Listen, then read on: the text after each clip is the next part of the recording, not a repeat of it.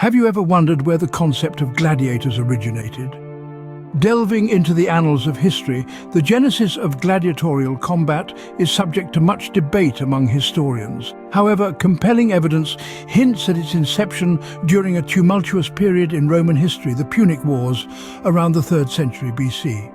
This was a time when Rome was pitted against Carthage, a powerful city-state in North Africa, in a series of conflicts that were as much about power and influence as they were about survival. Now let's cast our minds back to 264 BC, a significant year in the annals of gladiatorial history.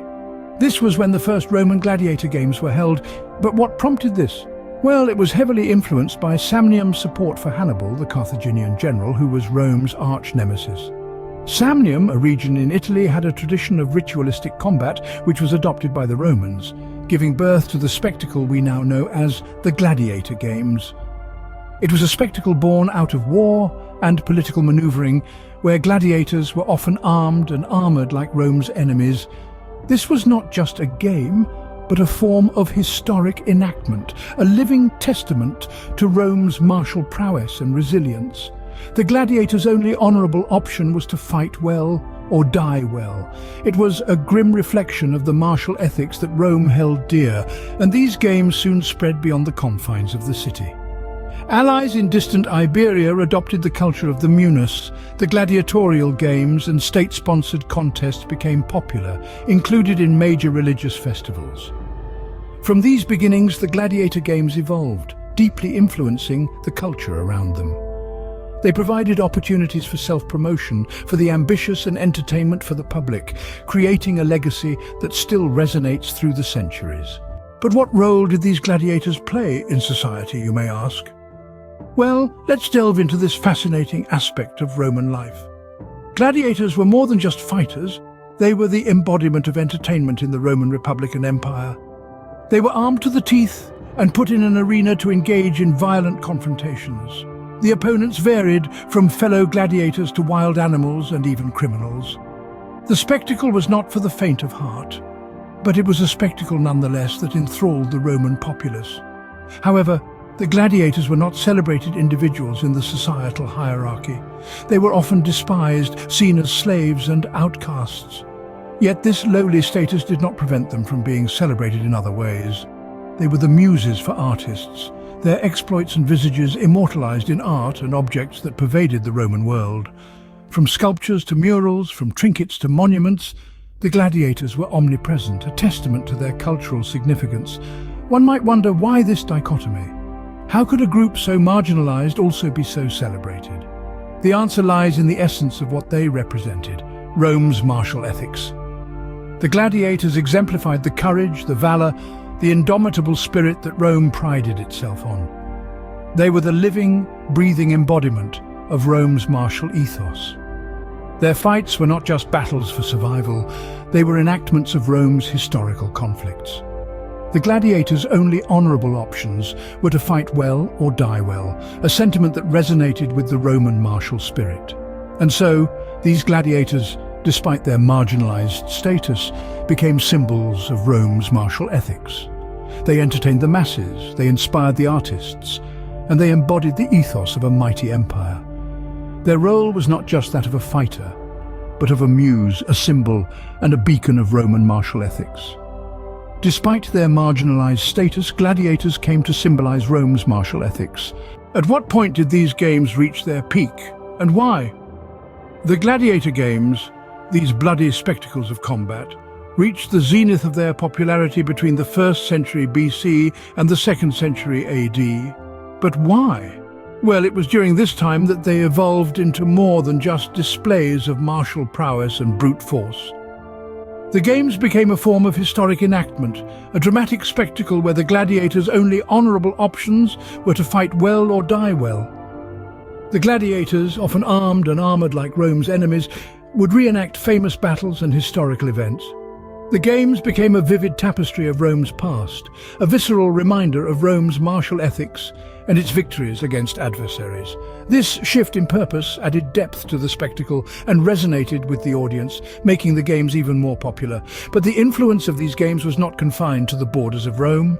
They spread like wildfire, reaching far and wide beyond Rome's territories. The Iberian allies, for instance, adopted the culture of the munus, a term for these gladiator games. The munus, originally a private event organized by wealthy citizens for funerary purposes, transformed into a state-sponsored spectacle, often included in major religious festivals. This integration into religious events further solidified the importance and popularity of the games, making them a central part of cultural life. The gladiator games were not merely about blood and gore. They were a mirror reflecting Rome's history, its values, and its martial ethics. They were a form of storytelling, where each clash of the sword, each roar of the crowd, and each fall of a gladiator weaved a narrative about Rome's past and its identity. The gladiator games were more than mere entertainment. They were a reflection of Rome's history and values. The games stood as a testament to the power, the glory and the brutality of Rome, a civilization that left an indelible mark on the pages of history. All good things come to an end, don't they? So, what led to the decline of these games?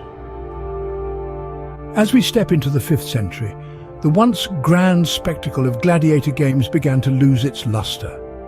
The culprit, a shift in societal values largely influenced by the growing influence of Christianity. The Christian faith, with its emphasis on compassion and the sanctity of life, stood in stark contrast to the brutal, bloody spectacles that were the gladiator games. Christians viewed these violent displays as a violation of the commandment, "Thou shalt not kill." They saw the games as a manifestation of Rome's pagan past, a past they were keen to distance themselves from. Moreover, the Church's influence was growing rapidly during this period, reaching even the highest echelons of Roman society. Emperors, like Theodosius I, were devout Christians, and their personal beliefs began to shape state policies. Theodosius I, in fact, issued a decree in 393 AD that officially banned gladiator games. This was a significant turning point, signaling the end of an era. But it wasn't just the Church's influence that led to the decline. The Roman Empire itself was changing. The military, political, and economic challenges of the time demanded attention and resources. The cost of maintaining the gladiator schools, procuring new fighters, and staging the games became increasingly hard to justify. The games, once a symbol of Rome's power and prosperity, became a burden the empire could no longer bear. As societal views shifted and priorities changed, the gladiator games gradually lost their appeal. The arenas that once echoed with the roar of the crowd and the clash of swords fell silent. The gladiators, once celebrated heroes, were relegated to the pages of history. And so, with the rise of new values, the era of gladiators slowly faded away. Despite their decline, the legacy of gladiators endures. But how? The echo of gladiatorial combat reverberates throughout time, leaving an indelible mark on our modern world. Gladiators, once the embodiment of Rome's martial ethics, have influenced contemporary spheres in ways we may not immediately realize. Take a look at modern sports, for instance. The thrill of competition, the spectacle of physical prowess, the roar of an engaged audience. Aren't these elements reminiscent of the gladiatorial games of yore? Boxing, wrestling, mixed martial arts, they all owe a debt to the gladiator's spirit of combat. Beyond sports, the influence of gladiators permeates our entertainment industry. Countless films, television series, and video games draw inspiration from the grandeur and grit of the gladiatorial arena. The iconic image of the gladiator, armored and ready for battle, has become a symbol of bravery and resilience. And let's not forget the impact on popular culture. From fashion to figurines, the gladiator's aesthetic continues to inspire. Their stories, whether factual or fictional, serve as powerful narratives of courage, honor, and the human will to survive.